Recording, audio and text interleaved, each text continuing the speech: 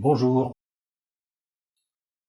En ce début février 2026, l'annonce du décrochage de l'excédent commercial agroalimentaire français a suscité un certain émoi chez les agriculteurs, mais aussi chez les industriels de la transformation, ainsi que dans la sphère des pouvoirs publics. Toutefois, la France n'est pas un cas isolé.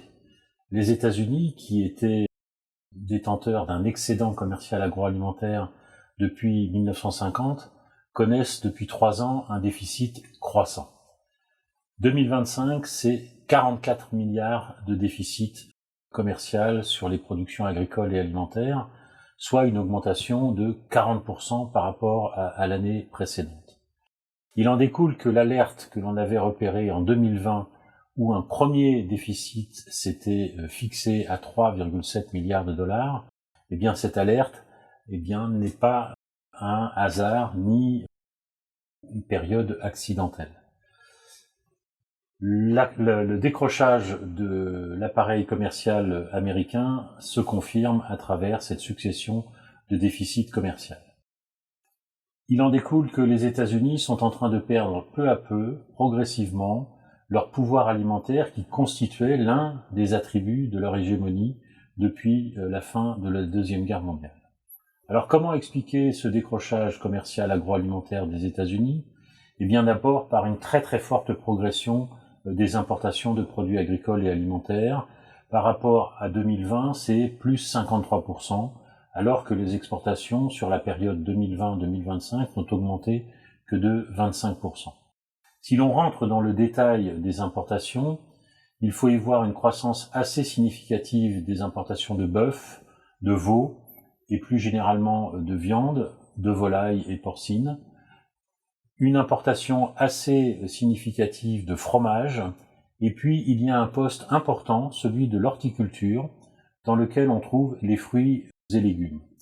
Les importations de fruits et légumes, qui étaient de 97 milliards de dollars en 2022, sont montées à 102 milliards en 2025. Et les principaux fournisseurs des États-Unis en production fruitière et légumière sont le Mexique, le Pérou et le Brésil. En matière d'exportation, on voit bien aussi que malgré leur progression certes inférieure à celle des importations, eh bien il y a deux postes qui sont menacés aujourd'hui, le poste maïs et le poste soja. Pour le soja, il faut y voir évidemment un effet de l'alourdissement des droits de douane de la Chine vis-à-vis des États-Unis en réaction aux droits de douane américains infligés aux productions industrielles chinoises. Un autre facteur important à jouer durant l'année 2025, c'est évidemment l'affaiblissement du dollar vis-à-vis de l'euro. L'affaiblissement de la monnaie a renchéri les importations et le solde étant exprimé en valeur monétaire, eh bien, a subi cette dépréciation du dollar vis-à-vis de la monnaie de la zone euro. Ensuite, il y a un dernier facteur à avoir à l'esprit, ce sont les chocs climatiques successifs qui ont énormément touché les productions issues de l'arboriculture et qui ont donc conduit les États-Unis à importer massivement des fruits et des légumes. Donc on voit bien une chose assez importante, c'est qu'à la désindustrialisation des États-Unis que l'on avait repérée à la fin des années 90 et qui s'est poursuivie jusqu'à aujourd'hui, eh bien s'ajoute désormais une dégradation des performances agricoles et alimentaires, ce qui explique de façon assez logique la réaction des États-Unis avec l'alourdissement des droits de douane infligés à un certain nombre de pays, notamment les principaux fournisseurs que j'évoquais en fruits et légumes, Mexique, Pérou, Brésil, mais aussi l'Union européenne qui est excédentaire vis-à-vis des États-Unis.